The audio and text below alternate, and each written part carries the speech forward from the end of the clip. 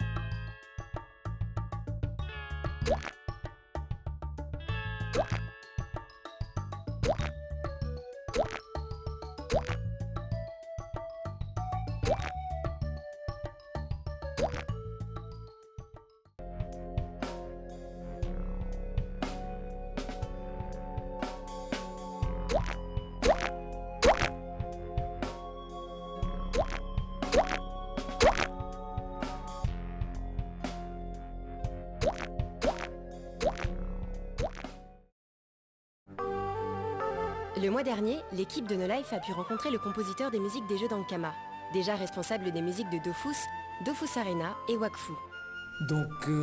Moi c'est Guillaume, surnom Guigui, donc compositeur pour Ankama depuis le début pratiquement.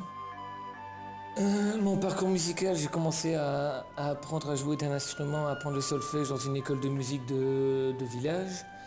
Ensuite j'ai fait quelques années de conservatoire et des années de musicologie. Finalement, j'ai pas trop de références dans le jeu vidéo lui-même. C'est plus des auteurs classiques, enfin qu'on dit classiques, euh, qui me servent de référence plus que les musiques de jeux vidéo, quoi.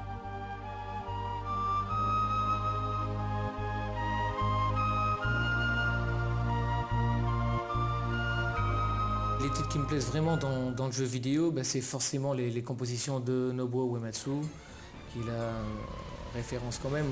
Tout le monde se souvient du thème de Sephiroth, qui revient régulièrement. J'ai joué à Final Fantasy Crisis Core, donc forcément il y a toujours le côté émotionnel qui est très important quand on entend les chœurs qui chantent Sephiroth. Pour composer des musiques de jeu, il faut bien évidemment effectuer un travail de création. Mais cela implique aussi de nombreuses contraintes techniques pas forcément connues du joueur. Pour Dofus, au niveau de la conception musicale, de l'écriture musicale pure, j'ai toujours été très libre quand même. Il fallait tout simplement, la directive que j'avais de la part de Todd, c'était d'avoir tout simplement un univers cohérent et qui collait avec l'image. Par contre, pour les contraintes techniques, et ça me fait plaisir de le dire maintenant, sur Dofus, on avait une qualité de compression qui variait entre 8 et une vingtaine de kilos par seconde. Il faut comprendre que ce débit est extrêmement faible. C'est de 10 à 20 fois moins qu'un MP3 de qualité normale. C'est pour ça que les musiques dans Dofus avaient une qualité de compression proprement lamentable.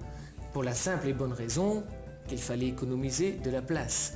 Au départ, Dofus c'était un jeu qui devait peser une vingtaine de mégas.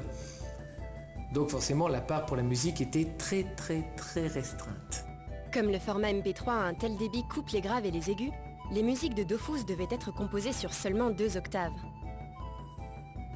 C'était frustrant. Et ça l'est toujours. Cette contrainte est toujours très frustrante quand on lit les forums Dofus et qu'on dit c'est quoi que cette musique de merde. Ouais mais enfin, je sais bien que les joueurs ne connaissent pas les contraintes, mais bon, ça fait mal.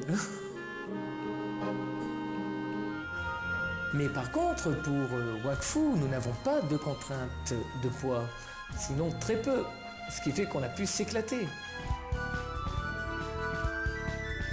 Comment je compose un morceau? Bah écoutez, c'est très simple, on va le faire par l'exemple. Je suis de formation classique, hein, j'ai joué en orchestre pendant des années. Et je dirige toujours un orchestre d'ailleurs. Ce qui fait que je compose toujours avec les notes. Donc là, on va avoir un exemple sur une musique de combat. Je vais sélectionner ce que j'appelle le noyau de la composition. Donc sur ce thème-là, on va sélectionner, mettons, les trompettes ici, les violons et la percu.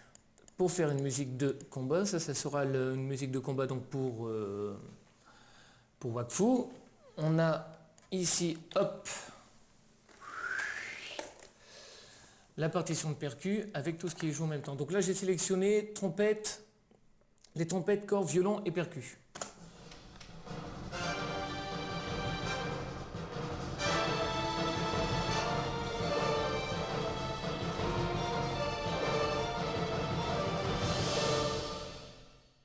Par exemple. Maintenant, on peut prendre rien que la partie de base, donc qui est écrite toujours de façon très classique.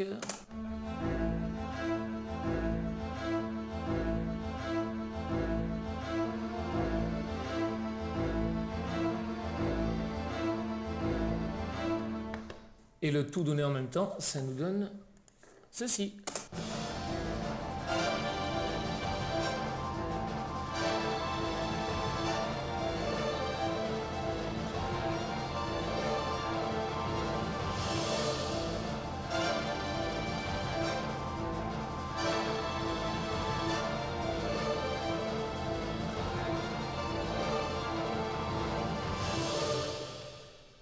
Après, pour pas que la musique va toujours être, ça va être répété en boucle.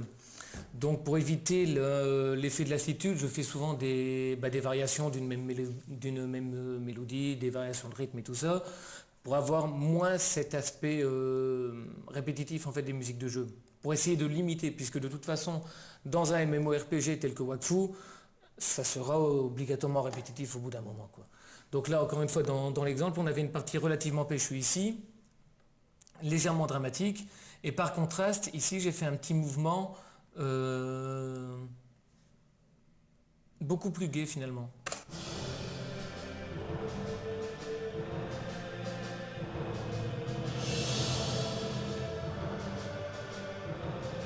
Interviennent les chœurs.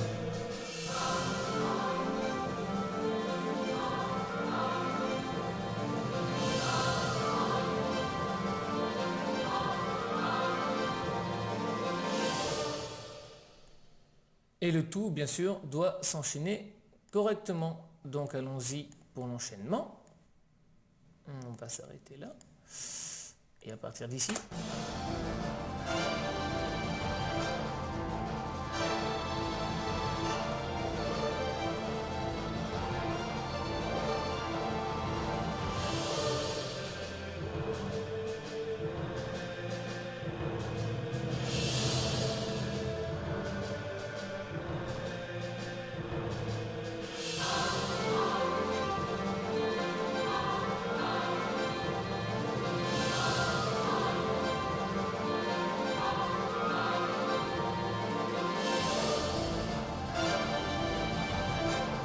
Là on revient, et là avant que vous n'arriviez, j'étais en train de refaire une troisième variation, ici. Après cette démonstration en avant-première, il ne reste plus qu'à attendre la sortie du MMORPG Wakfu, mais aussi du dessin animé pour profiter des nouvelles compositions de Guillaume Cladis. Et pour les impatients, la bande originale de Dofus est déjà disponible dans le commerce.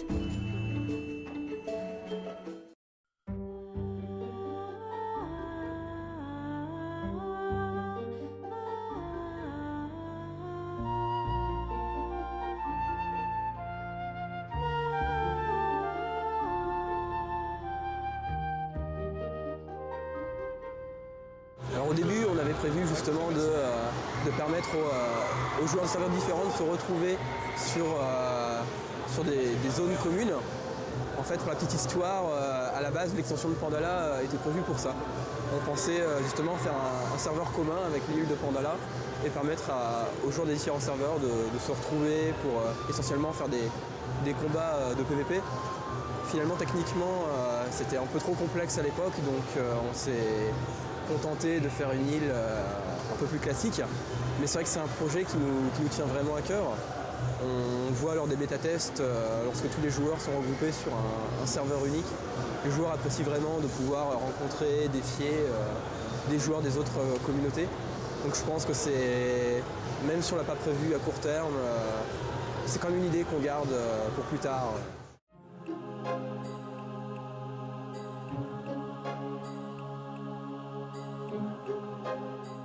Alors on aimerait bien finaliser l'ensemble des sorts de classe pour la fin de l'été, je pense pour la rentrée vers septembre.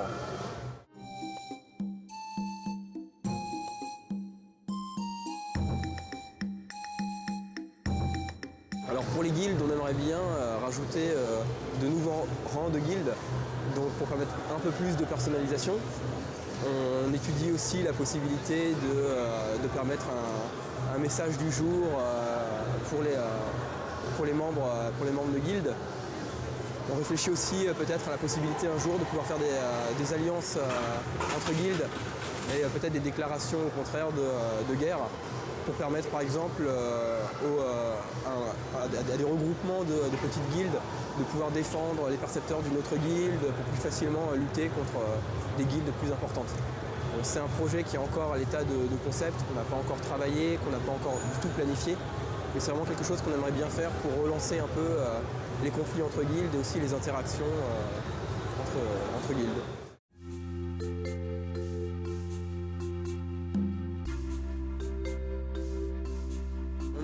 On ne publie pas des sondages forcément pour donner une orientation au jeu, mais avant tout pour connaître l'avis des joueurs.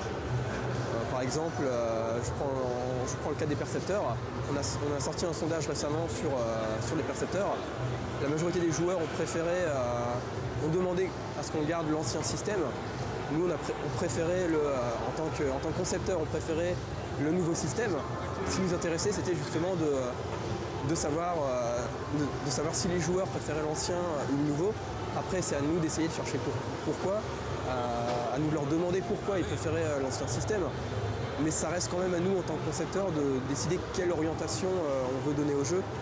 Et même si c'est quelque chose qui ne fait pas plaisir à entendre, on est quand même généralement les mieux placés pour savoir ce qui, à long terme, est le plus intéressant ou pas pour le jeu. Donc les sondages, on les écoute, on fait très attention aux résultats, mais ce n'est pas les sondages qui nous permettent de déterminer l'orientation exacte du jeu.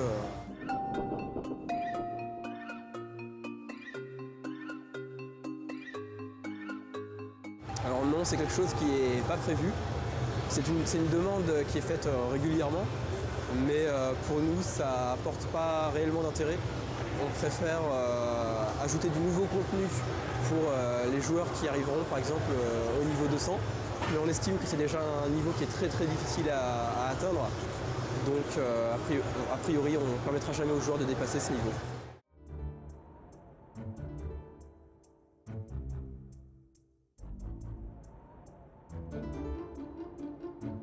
Alors on n'a pas intégré cette classe tout simplement parce que à la fois on n'a pas beaucoup de temps. Il faut savoir que l'intégration d'une classe c'est un projet très compliqué parce que c'est pas juste l'intégration d'une classe, mais c'est l'intégration d'une classe par rapport aux 12 autres.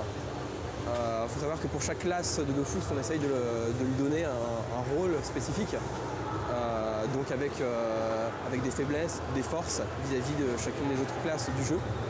Donc c'est à la fois un travail très complexe, on a à la fois 12 autres classes qu'on doit encore équilibrer. Ce qui se passe aussi, c'est que la classe de la Mordorsen, c'est une création des joueurs.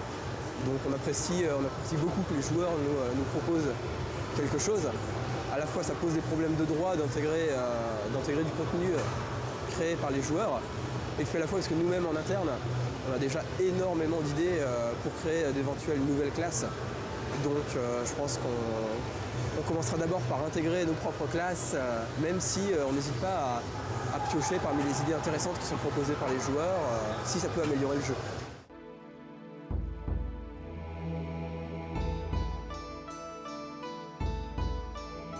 Alors il faut savoir que les maintenances ne servent pas uniquement à mettre à jour le jeu, à apporter des modifications.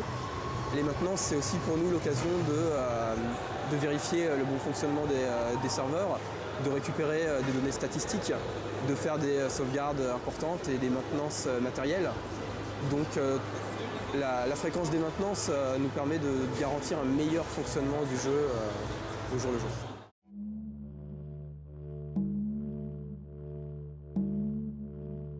Alors oui, pour Dofus 2.0, on est obligé de refaire l'intégralité des cartes du jeu. Donc on compte ajouter de nouvelles maisons, de nouveaux enclos. On sait qu'il y a une demande très importante des joueurs et une offre justement de maisons et d'enclos qui n'est pas assez suffisante. Il faut savoir que maintenant, à chaque fois qu'on va ajouter une nouvelle extension, une nouvelle zone, on va ajouter des maisons et des enclos avec.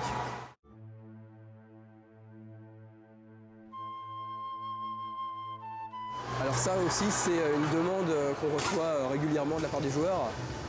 On a l'intention de permettre le transfert de personnages sous certaines conditions. C'est-à-dire qu'on ne peut pas permettre à un joueur d'un serveur très ancien d'arriver sur un nouveau serveur parce qu'il risque de perturber un peu l'équilibre d'un nouveau serveur.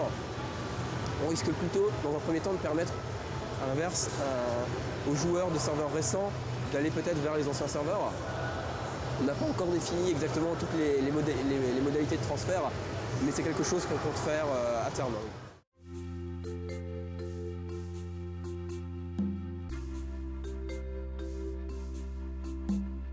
Alors pour le système de PvP, on a beaucoup de modifications différentes prévues. On n'a rien de concret encore en test. On compte par exemple élargir la marge de niveau d'agression entre les joueurs. Là actuellement, un joueur ne peut pas gagner de points d'honneur contre un personnage qui a une vingtaine de niveaux de moins. Donc on peut peut-être augmenter un peu cette marge, au moins à haut niveau, pour permettre aux joueurs d'avoir plus d'adversaires qui potentiellement peuvent leur fournir des points d'honneur. On compte également un peu modifier le système de prisme qui actuellement fait s'affronter des joueurs de niveaux vraiment trop différents. Donc on aimerait bien un peu segmenter les combats de prisme. Donc par exemple en ayant des prismes adaptés aux joueurs de niveau 0 à 50, d'autres pour des tranches de niveau de 50 à 100, pour avoir des affrontements un peu plus équilibrés quand même.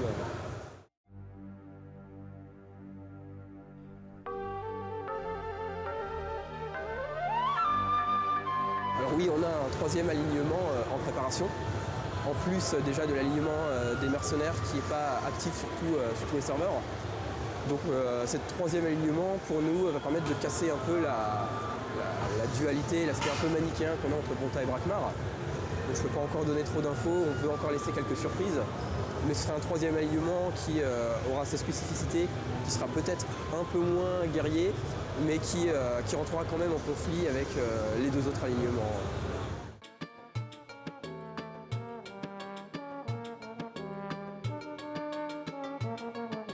Alors on ne crée pas pour l'instant d'arène neutre, tout simplement parce qu'on risque d'avoir d'importants problèmes d'affluence dans les zones où à la fois les joueurs de Bonta et de Brakmar pourraient se rejoindre. On a déjà des problèmes d'affluence trop importantes dans l'arène de Bonta actuellement.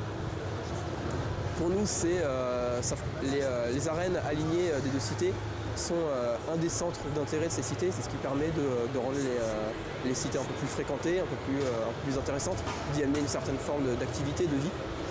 Donc pour nous, si on amène une arène en zone neutre, on risque d'enlever un intérêt justement à ces cités.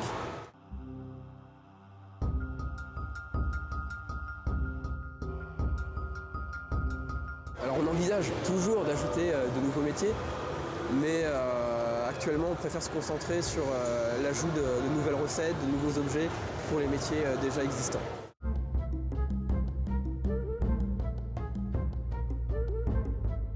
Alors ça, c'est un sujet qui fâche, mais c'est pas du tout prévu.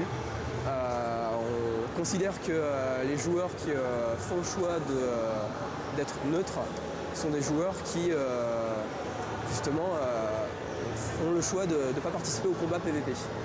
Donc c'est aussi pour ça qu'on a l'intention de proposer un troisième alignement qui sera beaucoup moins manichéen que celui de Bonta ou Brakmar, qui conviendra a priori beaucoup plus au neutre par rapport à son background, mais Donc on ne veut pas permettre aux joueurs neutres de participer au combat PVP parce qu'on a peur que ça apporte trop de déséquilibre. Il faut savoir que les joueurs neutres ont des protections de base contre les agressions. C'est-à-dire que si les joueurs agressent les joueurs neutres, ils ont un risque d'avoir des points de déshonneur. Donc si on leur permet de se défendre tout en leur donnant trop d'avantages pour être défendus, ça risque de créer des déséquilibres vraiment trop importants.